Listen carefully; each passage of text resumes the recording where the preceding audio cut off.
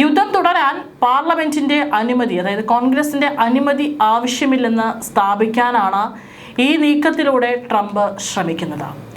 വെള്ളിയാഴ്ച കോൺഗ്രസ് അംഗങ്ങൾക്ക് അയച്ച കത്തിലാണ് ഫെബ്രുവരി 28 ആരംഭിച്ച സംഘർഷം അവസാനിച്ചതായി ഇപ്പോൾ ട്രംപ് വ്യക്തമാക്കിയിരിക്കുന്നത്. വെടിനിർത്തലിന് ശേഷം ഇറാനുമായി വെടിവെപ്പ് ഉണ്ടായിട്ടില്ലെന്നും അദ്ദേഹം ചൂണ്ടിക്കാട്ടി. കാരണം 1973 വാർ പവേഴ്സ് റെസൊല്യൂഷൻ പ്രകാരം US കോൺഗ്രസിന്റെ അനുമതിയില്ലാതെ പ്രസിഡന്റിന് 60 ദിവസം മാത്രമേ സൈനിക നടപടി തുടരാനാകൂ. ഈ കാലാവധി അവസാനിക്കാനിരിക്കെയാണ് ട്രംപിന്റെ പുതിയൊരു പ്രഖ്യാപനം വന്നിരിക്കുന്നത്.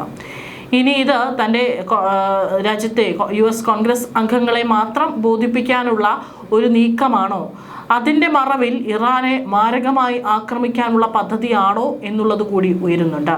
അതുകൊണ്ട് തന്നെ ട്രംപിൻ്റെ ഈ പുതിയൊരു പ്രഖ്യാപനം, അതായത് യുദ്ധം അവസാനിച്ചു എന്നുള്ള പ്രഖ്യാപനം ഇറാൻ പൂർണ്ണമായും വിശ്വാസത്തിലെടുത്തിട്ടില്ല. പലപ്പോഴും ഇത്തരത്തിൽ ചർച്ചകൾക്കായി വിളിച്ചിട്ടും അല്ലെങ്കിൽ ഒരു സമാധാനത്തിൻ്റെ ഒരു നീക്കത്തിലൂടെ അതിൻ്റെ മറവിൽ വലിയ മാരകമായ ആക്രമണം ഇറാനിൽ നടന്നിട്ടുണ്ട്. അപ്പോൾ അത് തന്നെയാണോ ഇപ്പോഴും ട്രംപിൻ്റെ പദ്ധതി എന്നുള്ളൊരു ആശങ്ക ഇറാനെ സംബന്ധിച്ചും നിലനിൽക്കുന്നുണ്ട്. അതുകൊണ്ട് തന്നെ ഇറാൻ ഈ ഒരു പ്രഖ്യാപനം പൂർണ്ണമായും വിശ്വസിച്ചിട്ടില്ല. US കോൺഗ്രസിനെ അവഗണിച്ച് യുദ്ധം തുടരാനുള്ള ട്രംപിന്റെ നിയമപരമായ സമയപരിധി അവസാനിച്ചുവെങ്കിലും വെടിനിർത്തൽ നിലവിലുള്ളതിനാൽ തനിക്ക് കൂടുതൽ സമയം ലഭിക്കുമെന്നാണ് ട്രംപിന്റെ വാദം. എന്നാൽ നിയമത്തിൽ വെടിനിർത്തലിനെ കുറിച്ച് പരാമർശമില്ലെന്നും ട്രംപിന്റെ വാദം തെറ്റാണെന്നാണ് ഡെമോക്രാറ്റിക് പാർട്ടി നേതാക്കൾ ആരോപിച്ചിരിക്കുന്നത്. യുദ്ധം അവസാനിച്ചുവെന്ന് അവകാശപ്പെടുമ്പോഴും പശ്ചിമേഷ്യയിൽ 50,000-ലധികം US സൈനികർ ഇപ്പോഴും നിലയുറപ്പിച്ചിട്ടുണ്ട് എന്നുള്ളത് കൂടി ട്രംപ് സമ്മതിക്കുന്നുണ്ട്. അങ്ങനെയെങ്കിൽ എന്തുകൊണ്ട് അവരെ പിൻവലിക്കുന്നില്ല? ഇപ്പോഴും 50,000-ലധികം സൈനികരോട് അവിടെ ഏത് നിമിഷം വേണമെങ്കിലും യുദ്ധത്തിനായി തയ്യാറായി നിൽക്കാൻ തന്നെയാണ് പറഞ്ഞിരിക്കുന്നത്. ഇറാനിൽ നിന്നുള്ള ഭീഷണി പൂർണ്ണമായി മാറിയിട്ടില്ലെന്നും സമാധാന ശ്രമങ്ങൾ തുടരുമെന്നും കത്തിൽ പറയുന്നുണ്ട്. ട്രംപിന്റെ ഈ നീക്കം വലിയ രാഷ്ട്രീയ വിവാദങ്ങൾക്കാണ് ഇപ്പോൾ വഴിമരുന്നിട്ടിരിക്കുന്നത്. ഇറാൻ തുറമുഖങ്ങളിൽ നാവിക ഉപരോധം തുടരുന്നത് യുദ്ധത്തിന്റെ ഭാഗമാണെന്നും സെനറ്റർ ടിം കെയ്ൻ ഉൾപ്പെടെയുള്ള ഡെമോക്രാറ്റുകൾ വാദിക്കുന്നു. ഇറാൻ എണ്ണക്കപ്പലുകൾ അമേരിക്കൻ കപ്പലുകളെ തടയുന്നത് ഇപ്പോഴും തുടരുന്നതിനാൽ പൂർണ്ണമായും ശത്രുത അവസാനിച്ചുവെന്ന് പറയാനാകില്ലെന്നാണ് റിപ്പോർട്ടുകൾ. പാകിസ്ഥാൻ മധ്യസ്ഥർ വഴി ഇറാൻ സമർപ്പിച്ച പുതിയ ചർച്ചാ നിർദ്ദേശങ്ങളും ട്രംപ് കീറിയെറിഞ്ഞു. ഇറാൻ ഇപ്പോഴും അമേരിക്കയ്ക്ക് വലിയ ഭീഷണിയാണെന്നും കത്തിൽ ട്രംപ് ആവർത്തിക്കുന്നുണ്ട്. യുദ്ധം അവസാനിപ്പിക്കാനുള്ള പ്രതിപക്ഷത്തിന്റെ ശ്രമങ്ങളെ റിപ്പബ്ലിക്കൻ പാർട്ടി അംഗങ്ങൾ വോട്ടെടുപ്പിലൂടെ തടയുകയാണ്. യുദ്ധം അവസാനിപ്പിക്കണമെന്നും ഭാവിയിൽ വീണ്ടും ആക്രമിക്കപ്പെടില്ലെന്ന് ഉറപ്പ് നൽകണമെന്നാണ് ഇറാൻ ആവശ്യപ്പെട്ടിരിക്കുന്നത്. അമേരിക്കയോടുള്ള കടുത്ത അവിശ്വാസമാണ് ഇറാൻ ഇതിന് കാരണമായി ചൂണ്ടിക്കാട്ടുന്നത്. ഒരു വർഷത്തിനിടെ 2 തവണയാണ് അമേരിക്ക ഇറാനെ ആക്രമിച്ചത്.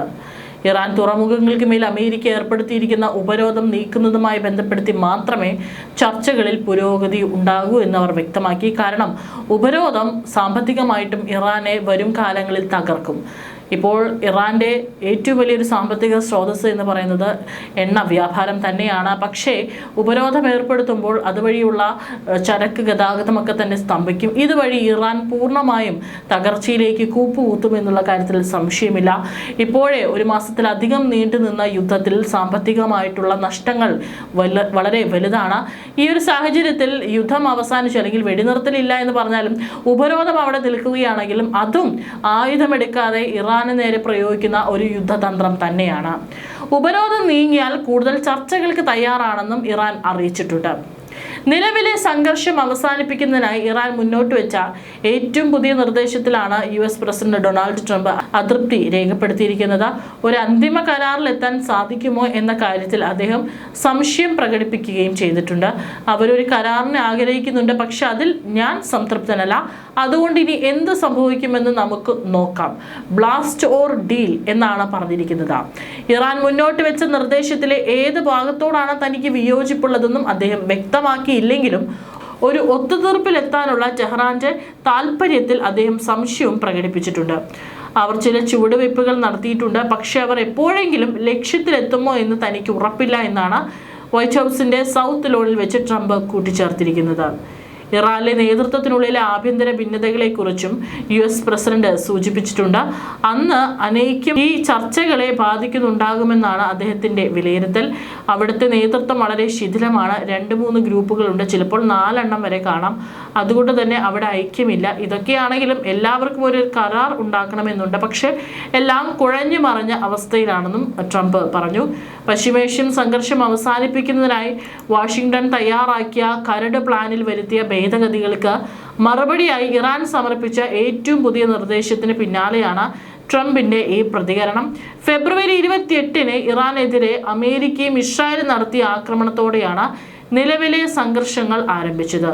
ലോകത്തിലെ 20% എണ്ണയും പ്രകൃതിവാതകവും കടന്നു പോകുന്ന ഹോർമുസ് കടലിടുക്ക് അടച്ചതോടെ ആഗോള ഊർജ്ജ വിപണി കടുത്ത പ്രതിസന്ധിയിലാണ്. ഏപ്രിൽ 8 മുതൽ വെടിനിർത്തൽ നിലവിലുണ്ടെങ്കിലും സംഘർഷാവസ്ഥ അയഞ്ഞിട്ടില്ല. ആഗോള വിപണിയിൽ എണ്ണവില ബാരലിന് $100 മുകളിലാണ്. പുതിയ ആക്രമണങ്ങൾക്കായി ട്രംപ് പദ്ധതി ഇടുന്നുണ്ടോ എന്നുള്ള വാർത്തകളും പുറത്തു വരുന്നുണ്ട്. എണ്ണവില 4 വർഷത്തെ ഉയർന്ന നിരക്കിലെത്തിയിരിക്കുകയാണ്. എന്നാൽ ഇറാന്റെ പുതിയ നിർദ്ദേശം വന്നതോടെ വിലയിൽ നേരിയ കുറവുണ്ടായിട്ടുണ്ട്. ഇറാന്റെ എണ്ണ കയറ്റുമതി US നാവികസേന തടഞ്ഞുകൊണ്ടിരിക്കുകയാണ്.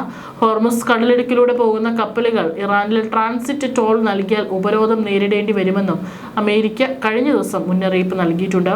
അമേരിക്കൻ ആക്രമണം ഉണ്ടായാൽ ശക്തമായി തിരിച്ചടിക്കാൻ ഇറാനും വ്യോമ പ്രതിരോധ സംവിധാനങ്ങൾ സജ്ജമാക്കിയിട്ടുണ്ട് എന്നാണ് റിപ്പോർട്ടുകൾ. അതായത് ഇപ്പോഴും യുദ്ധം അവസാനിച്ചുവെന്ന് സ്വന്തം രാജ്യത്തെ തൻ്റെ മറ്റുള്ള പാർട്ടി കോൺഗ്രസിനോട് അദ്ദേഹം പറഞ്ഞിട്ടുണ്ടെങ്കിൽ കൂടിയും 50,000-ലധികം സൈന്യവും പടക്കപ്പലുകളും ഇപ്പോഴും പശ്ചിമേഷ്യയിൽ തന്നെ നിലയുറപ്പിച്ചിട്ടുണ്ട്. അത് എന്തുകൊണ്ടാണ് എന്നുള്ള ചോദ്യം ഉയരുന്നുണ്ട്. മാത്രമല്ല ഇപ്പോൾ ഇവിടെ ഒരു യുദ്ധം അവസാനിച്ചു എന്ന് പറഞ്ഞുകൊണ്ട് ഇറാന്റെ കണ്ണിൽ പൊടിയിട്ട് ഇസ്രായേലുമായി ചേർന്നുള്ള അതിമാരകമായിട്ടുള്ള ഒരു ബ്ലാസ്റ്റ് തന്നെയാണോ ട്രംപ് ഉദ്ദേശിക്കുന്നത് എന്നുള്ള ചോദ്യം കൂടി ഉയരുന്നുണ്ട്.